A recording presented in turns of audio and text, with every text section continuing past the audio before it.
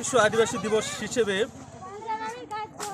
আজকে আমরা বদলগাছি উপজেলা আদিবাসী সামাজিক সংগঠন এবং আদিবাসী ছাত্র সংগঠনের পক্ষ থেকে আজকে আমরা র্যালি বের করেছি।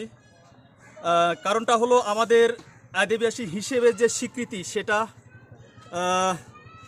আমরা দাবি আদায়ের মাধ্যমে আমরা সংগ্রামের মাধ্যমে আমরা সেটা চাচ্ছি।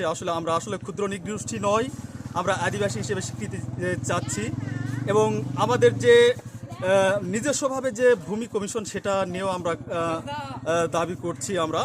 এবং সংস্কৃতি, শিক্ষা, কৃষ্টি, কালচার এগুলো আমাদের ভাষায় আমাদের অনেক ছাত্রছাত্রী আছে যে ছাত্রছাত্রীরা এখন আমাদের আদিবাসী ভাষার পাশাপাশি অনেকেই আছেন যারা বাংলা ভাষায় কথা বলেন, অনেকেই আছেন যারা আমাদের মধ্যে যারা বাংলা ভাষাভাষী কথা বলে আমাদের কৃষ্টি কালচারটাকে হারিয়ে ফেলেছে।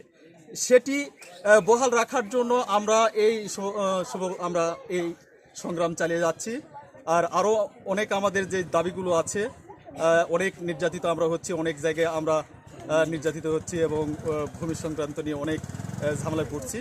তো এগুলো নিয়েই আসলে মূলত আমাদের এই বিশ্ব আদিবাসী দিবস হিসেবে আমরা এগুলো দাবি করতেছি।